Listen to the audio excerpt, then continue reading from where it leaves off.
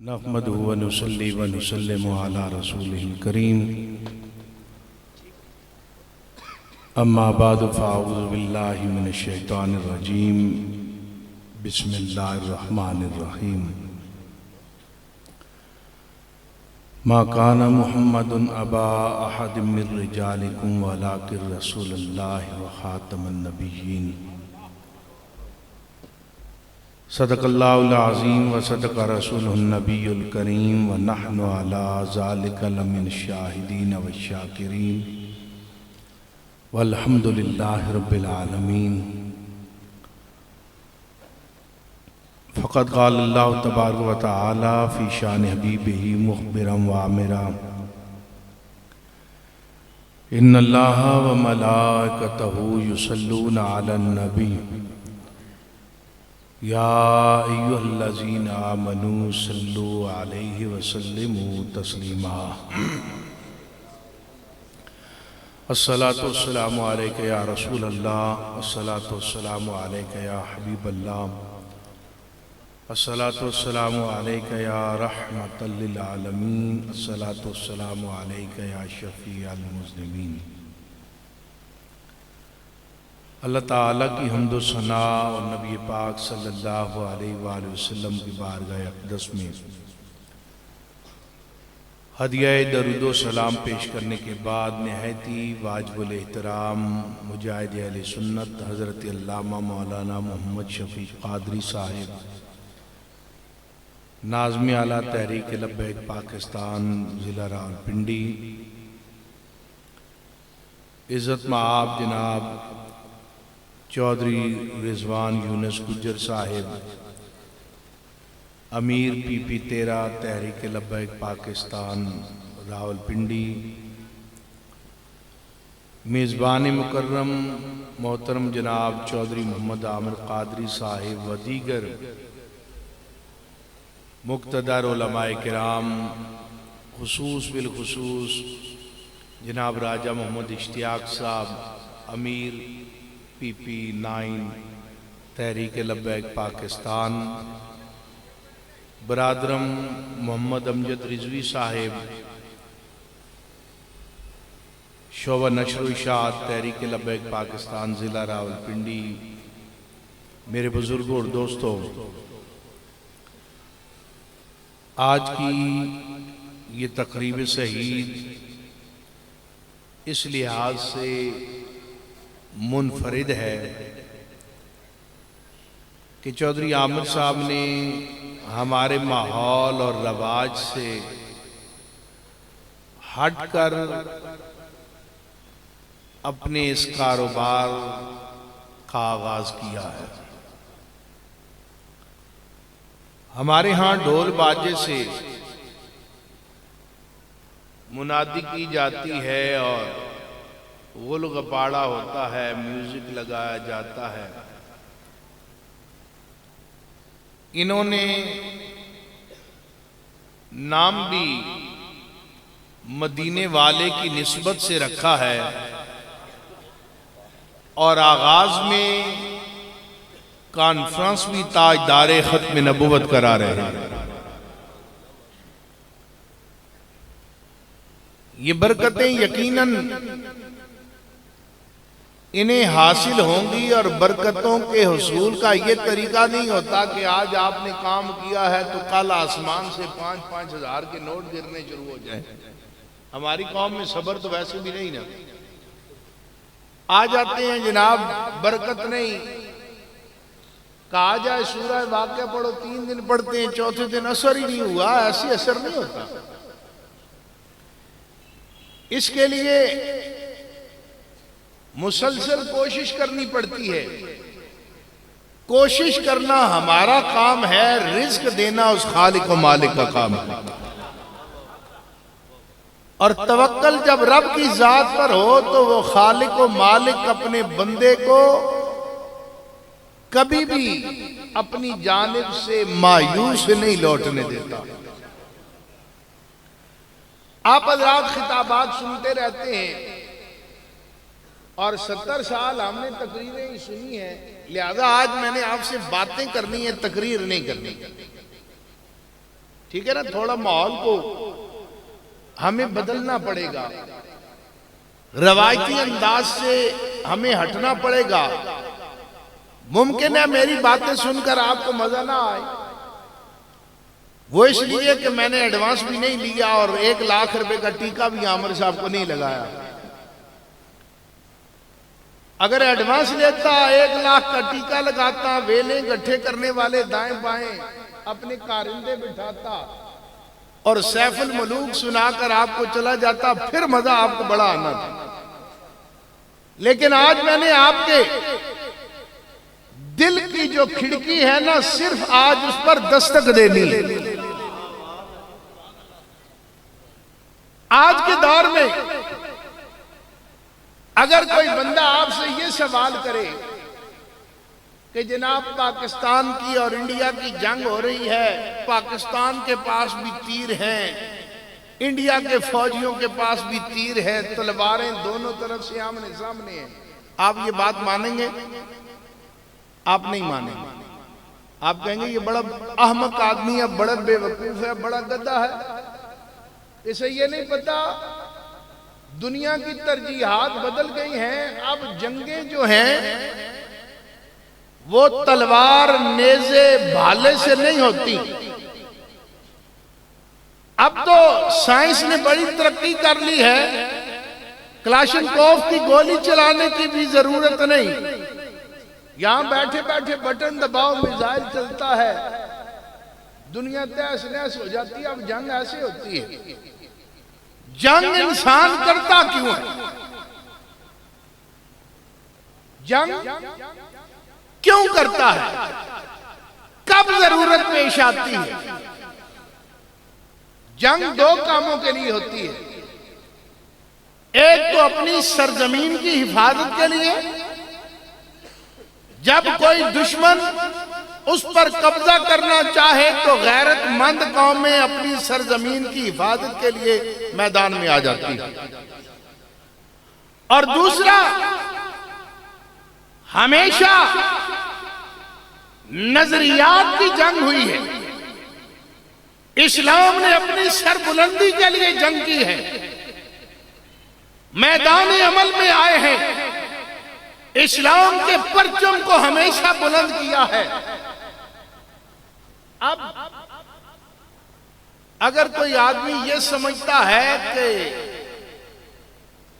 کشمیر جنگ سے آزاد ہوگا، نہ پاکستان جنگ کرنا چاہتا ہے نہ انڈیا جنگ کرنا چاہتا ہے، انڈیا کو جنگ کرنے کی کیوں ضرورت نہیں؟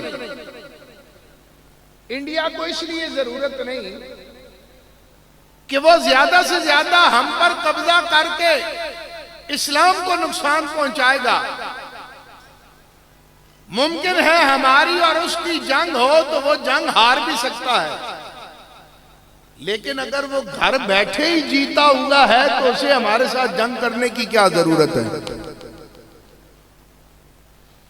آپ نے سنا ہوگا ایک لفظ 5th جنریشن وار، یہ کیا ہے؟ حضور علیہ السلام تشریف لائے، آپ نے بتوں کا قلع قمع کیا، بیت اللہ کو بتوں سے صاف کر دیا، اسلام پھیلتا رہا۔ یہود و ہنود انہوں نے مل کر سازش تیار کی کہ مسلمان کو نظریاتی طور پر کمزور کرو، ثقافتی طور پر کمزور کرو۔ آپ کے نماز پڑھنے سے ٹرمپ کو کوئی تکلیف نہیں۔ ہمارے ہاں یہ بھی لوگوں کو بڑا المیہ ہے، او جی اسلام کے خلاف اگر ٹرمپ ہوتا تو امریکہ میں اتنی عالی شان مسجدیں کیوں ہوتی؟ ہمارے ہاں مسجدوں میں وہ سہولیات نہیں جو امریکہ اور یورپ میں حاصل ہے، اس لیے کہ ہمارے نماز پڑھنے سے انہیں کوئی تکلیف نہیں، حج کرنے سے انہیں کوئی تکلیف نہیں، حضور سے پیار کرنے سے انہیں کوئی تکلیف نہیں، بیت اللہ کا طواف کرنے سے انہیں کوئی تکلیف نہیں، بلکہ اس بات سے اختلاف تو ابو جہل کو بھی نہیں تھا، ابو لہب کو بھی نہیں تھا۔ حضور علیہ السلام نے اسلام کی تبلیغ کا آغاز کیا، ابو جہل اینڈ کمپنی آ گئی، کچھ لو کچھ دو، ہمارا کام بھی چلتا رہے، آپ کا کام بھی چلتا رہے، اور جناب ابو طالب کے پاس چلے گئے کہ اپنے بھتیجوں کو سمجھائیں۔ یہ نہیں کہا کہ محمد بن عبداللہ کو سمجھائیں کہ نماز نہ پڑھے، یہ نہیں کہا کہ بیت اللہ کا طواف نہ کرے، یہ نہیں کہا کہ اللہ وحدہ لا شریک کو وحدہ نہ مانے، کہا سارا کام کرتا رہے، ہمارے بتوں کی تکذیب نہ کرے، غلط کو غلط نہ کہیں، صحیح کہتے رہے، یہ نہ کہیں کہ بتوں کے سامنے جھکنا جو ہے وہ منع ہے، یہ شرک ہے، ان کی پوجا پاٹ نہ کرو۔ ہمیشہ کفر نے اس اسلام کے خلاف وہ میدانی عمل میں آئے ہیں، ان لوگوں کے خلاف میدانی عمل میں آئے ہیں جنہوں نے ہمیشہ حق کا پرچم تھام لیا۔ اس لیے انہوں نے وار شروع کی۔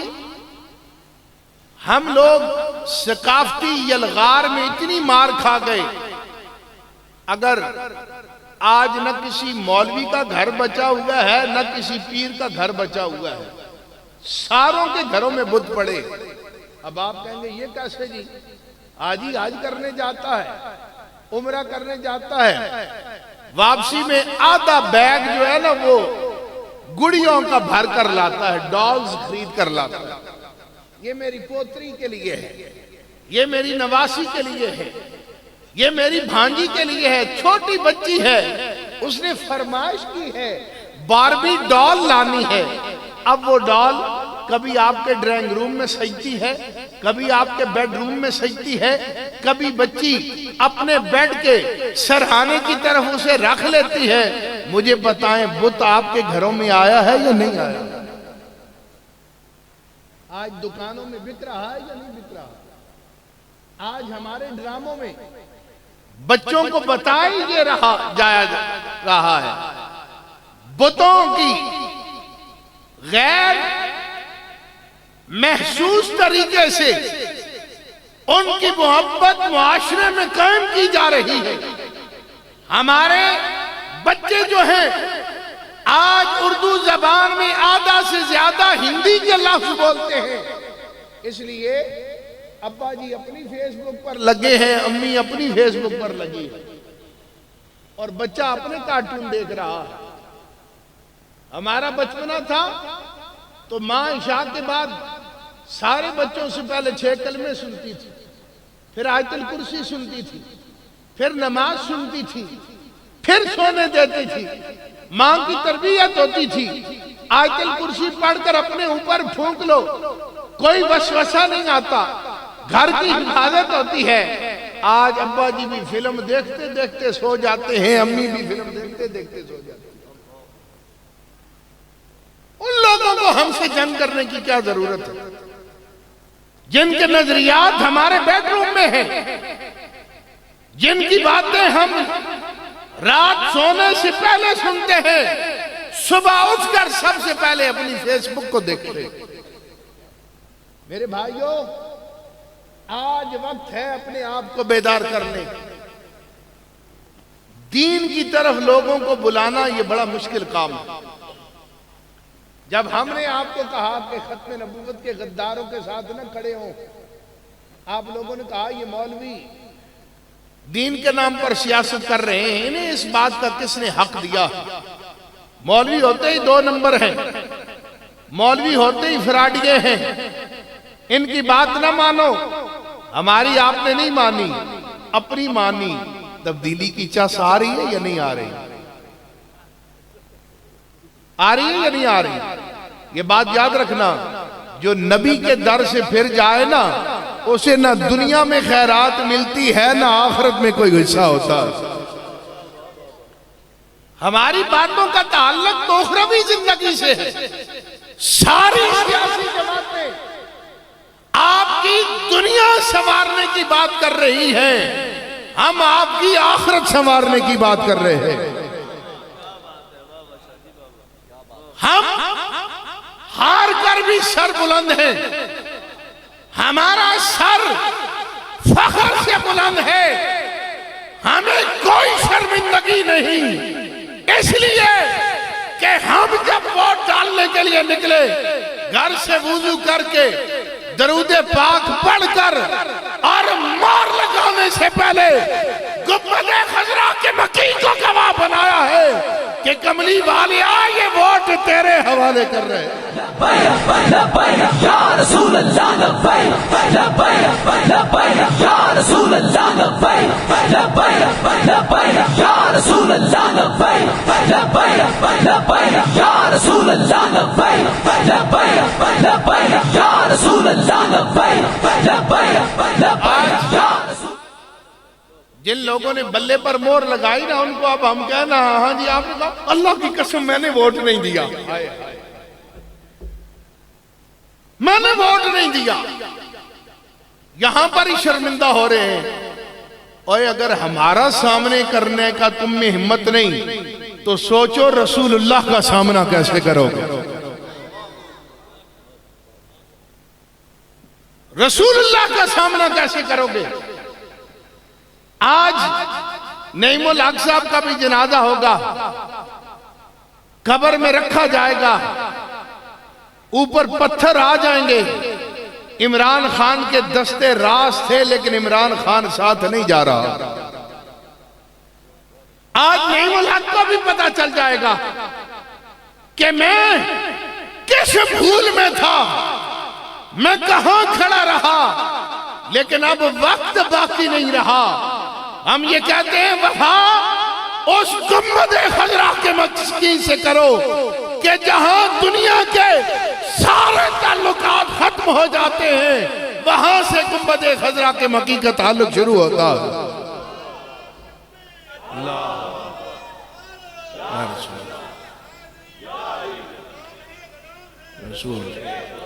حضور علیہ السلام نے اب تو زندگی حضور نے اپنے غلاموں کو کبھی محروم نہیں کیا. اور سب کچھ آنکھوں سے دیکھ کر بھی اگر ہم آنکھیں بند کر لیں پھر ہم سے بڑا بے وقوف کون ہے. آج انسان عزت کماتا ہے، نام بنانے کے لیے زندگی لگا دیتا ہے، لیکن قربان جائے اس ممتاز قادری پر جس نے چند سیکنڈ مصطفیٰ کے لیے قربان کیے. کملی والے نے اس کی نسلوں کے نام کو بھی بلند کر دیا. رسول اللہ لبیک لبیک لبیک یا رسول اللہ، لبیک لبیک لبیک یا رسول اللہ، لبیک لبیک لبیک یا رسول اللہ، لبیک لبیک لبیک یا رسول اللہ، لبیک لبیک لبیک یا رسول اللہ، لبیک لبیک لبیک یا رسول اللہ. آج نعیم الحق صاحب منو مٹی کے نیچے چلے جائیں گے. جنہوں نے ساتھ مرنے کی قسمیں کھائیں تھیں وہ بھی بھول جائیں گے. وزیر اعظم بھی جنازے میں شریک ہو کر واپس آ جائے گا. کسی نے ساتھ نہیں جانا، نام بھی لینے والا کوئی نہیں ہوگا. بڑا امیر آدمی تھا لیکن قربان جائیں اس سپاہی پر جس نے زندگی حضور کے نام پر لگا دی ہے. جب تک گنبد خضرا کے مکین کا نام لیا جاتا رہے گا، ممتاز قادری کا بھی ذکر ساتھ جاری و جاری رہے گا. جرت بہادری، جرت بہادری، جب تک سورج چاند رہے گا، جب تک سورج چاند رہے گا، تاجدار ختم نبوت. اس لیے تحریک لبیک پاکستان آپ کو یہی پیغام دیتی ہے. ہم نے کبھی اپنے قائد کا نعرہ آپ سے نہیں لگوایا اور نہ یہ ان کا مشن ہے. نعرہ ہمیشہ حضور علیہ السلام کا لگے گا، اس لیے کہ جب قوم حضور کے دامن سے وابستہ ہوگی، اس دنیا میں بھی ہم کامیاب ہوں گے اور آخرت میں بھی ہمیں کامیابی ملے گی۔ کہ بعض لوگوں کو بڑی شوق ہوتی ہے نا کہ انگریزی میں ہم بات کریں تاکہ باہر کی دنیا تک ہمارا پیغام جائے۔ گال کرنے والا جڑا ہوئے نا تے کرے پنجابی چے تے انگریز خود ترجمہ کروا لینن کے ساکھیا کے۔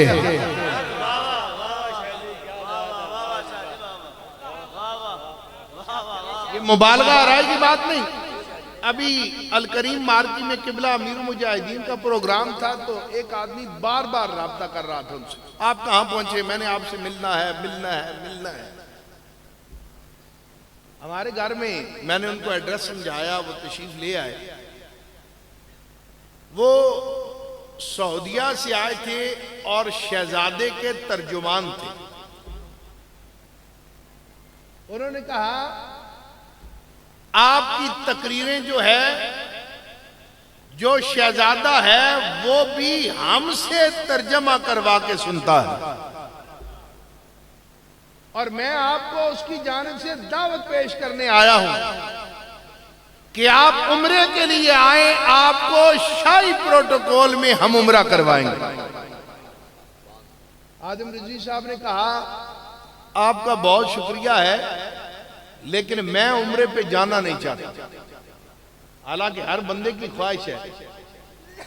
وہ فرماتے ہیں کہ میں کون سا منہ لے کر حضور کی بارگاہ میں جاؤں کہ حضور پاکستان میں آپ کے عاشق ملک ممتاز قادری کو پھانسی دے دی گئی اور ہم کچھ نہ کر سکتے، آپ کی ختم نبوت پر ڈاکے ڈر رہے ہیں اور ہم کچھ نہ کر سکے۔ وہ کہتے ہیں مجھ میں تو اتنی ہمت ہی نہیں کہ میں حضور کی بارگاہ میں کیسے سامنا کر سکتا۔ اس لیے آج امت کو ضرورت اس بات کی ہے کہ ہم لوگ اپنے نبی سے وفا کریں۔ پورا کفر جو ہے وہ اس بات سے لرز رہا ہے کہ ہم لوگ تو یہ چاہ رہے تھے کہ پاکستان کا نوجوان ثقافتی یلغار میں مارا جائے گا، دین سے تعلق کمزور ہوگا۔ یہ عجب آدمی اٹھا ہے، بات پنجابی میں کرتا ہے لیکن مچل جو برطانیہ کے مسلمان ہیں وہ بھی رہے ہیں۔ اس لیے اس ملک کی سرحدوں کی بھی ہم نے حفاظت کرنی ہے اور اس کی نظریاتی سرحدوں کی بھی ہم نے حفاظت کرنی ہے۔ عقیدہ ختم نبوت کے لیے ہمیں میدان عمل میں آنا پڑے گا، اپنے بچوں کی تربیت کرنی پڑے گی، ہم نے ان کے عقائد اور نظریات کو محفوظ کرنا ہے۔ علماء اپنا کردار ادا کریں، ماں باپ اپنا کردار ادا کریں۔ ہم آپ کو دعوت دیتے ہیں آپ ہماری اس جماعت میں شامل ہوں اور انشاءاللہ تحریک لبیک پاکستان یہ آپ سے وعدہ کرتی ہے کہ حضور کی ختم نبوت کا مسئلہ ہو، حضور کی ناموس کا مسئلہ ہو، تحریک لبیک آپ کو صف اول میں نظر آئے گی۔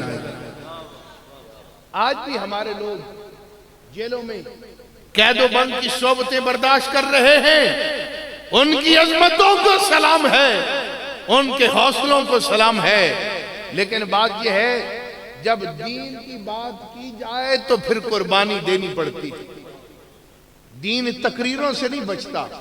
ہمارے ہاں یہ بھی بڑا المیہ ہے، ہمارے بعض بزرگ کہتے ہیں ہم صوفی ازم کے ماننے والے ہیں۔ صوفی کے پاس سارے لوگ آتے ہیں، صوفی کا کام ہوتا ہے بس تسبیح لے کر اللہ اللہ کرنا، بسم اللہ پڑھنا، دروشی پڑھنا، ہم آستانوں والے لوگ ہیں۔ میں نے کہا جو سوچ تمہیں آئی ہے یہ سوچ حسین ابن علی کو کیوں نہیں آئی؟ حسین سے بڑا کون صوفی تھا جی؟ حسین ابن علی سے بڑی درگاہ کس کے پاس تھی؟ اور حسین سے بڑا مستجاب الدعوات کون تھا؟ حسین ابن علی نے یہ کیوں نہیں کہا یزید کا کام ہے حکومت کرنا، ہمارا کیا کام ہے؟ یزید اپنے اعمال کی جواب دہی کرے گا، بس میں تسبیح لے کر بیٹھ جاتا ہوں، نانا جان کا روضہ انور ہے، نذرانے آ رہے ہیں، قوم ہاتھ چوم رہی ہے، لیکن حسین نے بتایا حسین کے نام پر لنگر کھانے والوں، حسینی صرف 10 محرم کو لنگر کھانے سے بندہ نہیں بنتا، حسین کے کردار پر عمل کرنا پڑتا ہے تب بندہ حسینی بنتا ہے۔ لبیک لبیک یا رسول اللہ لبیک لبیک لبیک یا رسول اللہ لبیک لبیک لبیک یا رسول اللہ لبیک لبیک لبیک یا رسول اللہ لبیک لبیک لبیک یا رسول اللہ لبیک لبیک لبیک یا حسین ابن علی ہمیں پیغام دے گئے ہیں اسلام کے لیے، اسلام کی سربلندی کے لیے۔ علی اصغر سے لے کر علی اکبر تک سب کچھ لٹانا پڑے لٹا دینا، لیکن کسی فاسق و فاجر کو اپنا ووٹ آپ نے نہیں دینا۔ آج قوم قبضہ گروپ زانی شرابی کو ووٹ دے کر ہمارے پاس آ جاتے ہیں، مولوی جی دعا کرو نظام مصطفیٰ نافذ ہو جائے۔ ایسے نظام مصطفیٰ نافذ نہیں ہوتا۔ نظام مصطفیٰ تب نافذ ہوگا جب آپ نیک لوگوں کو حضور کے غلاموں کو منتخب کریں گے، تب بات بنے گی۔ اور اس میں آپ نے بھی اپنے اعمال کی جواب دہی کرنی ہے، ہم نے تو صرف آپ کے دل پر دستک دینی ہے۔ جناب اپنے آپ کو خواب غفلت سے بیدار کریں، اس ملک کی سرحدوں کو کمزور کیا جا رہا ہے، اسلام پر مشکل وقت ہے۔ آج ضرورت اس بات کی ہے کہ پوری قوم میدان عمل میں آئے اور اسلام کی بقا کے لیے، حضور کی ختم نبوت کے لیے اپنا کردار ادا کرے، وگرنہ ہمارے ہاتھ میں کچھ نہیں رہے گا، ہم خالی ہاتھ رہ جائیں گے۔ یہ جو ہمارے بچے ہیں، یہ نہ ہو آپ اور ہم تو شاید اسلام جو ہے وہ سلامت لے جائیں یہاں سے، لیکن ان بچوں کے دامن میں اسلام کا نور نہ رہے۔ اس لیے ہمیں پوری قوت کے ساتھ ان قوتوں کا مقابلہ کرنا، میدان عمل میں آنا ہے، ان نظریات کو سمجھنا ہے۔ لوگ مجھے پتا ہے پروپیگنڈا کرتے ہیں، مولوی یہ کر گئے، مولوی وہ کر گئے، مولویوں نے ایسے کر دیا، مولویوں نے ویسے کر دیا۔ مجھے ایک بندہ کہنے لگا کہ جناب یہ آپ حضور کے نام پر ووٹ کیوں مانگتے ہیں؟ میں نے کہا تیرے ابا جی کے نام پر مانگے۔ میں نے کہا یہ تو اپنے اپنے مقدر کی بات ہے، یہ اپنے اپنے نصیب کی بات ہے۔ کوئی نواز شریف کے نام پر مانگتا ہے، کوئی بھٹو کے نام پر مانگتا ہے، کوئی خان کے نام پر مانگتا ہے، ہم کملی والے آقا کے نام پر مانگتے ہیں۔ باری سب کی آنی ہوتی ہے۔ وہ جب مولانا فضل الرحمان کا دھرنا شروع ہونے والا تھا نا، تو ایک تجارتی مرکز کا افتتاح تھا، تو راولپنڈی چیمبر آف کامرس کے بھی کچھ احباب آئے تو مجھ سے ملے، تو فوراً ہی مجھے کہتے ہیں ہاں جی مولانا صاحب پھر آپ بھی تیار ہیں نا؟ ہم تو تیار ہیں، جو صبح کماتے ہیں شام کو یہ پتہ چلتا ہے ہمارے پاس کچھ نہیں، بڑی مہنگائی ہوگی، اس نے بیڑا غرق کر دیا ہے، تو ہم دھرنا دینے لگے، آپ بھی تیار ہیں؟ تو میں نے کہا بھائی جان اسلام امن کا درس نہیں دیتا۔ میں نے کہا جب ہم فیض آباد میں بیٹھے تھے تو میرے بھائیوں آپ کہتے تھے یہ مولوی بڑے فسادی ہیں، روڈ بند کر دیے ہیں، ایمبولینس کو راستہ نہیں مل رہا، بچے سکول نہیں جا رہے، خواتین جو ہیں انہیں بڑی مشکلات ہیں۔ میں نے کہا جب آپ روڈ بند کریں گے یہ کام ہوں گے یا نہیں ہوں گے؟ کہنے لگے ہوں گے۔ میں نے کہا پھر اپنے اندر چیک کر، یہ اپنے اپنے نصیب کی بات ہے، تم روڈ بند کرو گے تو روٹی کے لیے کرو گے، ہم نے جب بھی کیا ہے حضور کی ختم نبوت کے لیے کیا۔ رسول اللہ لبیک لبیک لبیک یا رسول اللہ لبیک لبیک لبیک یا رسول اللہ لبیک لبیک لبیک یا رسول اللہ لبیک۔ ہم نے جب بھی کیا ہے حضور کی عزت و ناموس کے لیے کیا ہے، یہ اپنا اپنا نصیبہ ہے۔ کوئی دنیا داروں کے لیے روڈ بند کرتا ہے اور کوئی تاجدار مدینہ کے لیے روڈ بند کرتا ہے۔ ہمیں فخر ہے اس بات پر کہ اللہ نے ہم سے یہ ڈیوٹی لے لی، یہ اس کا کرم ہے، یہ اس کا فضل ہے، ہم نے کچھ نہیں کیا۔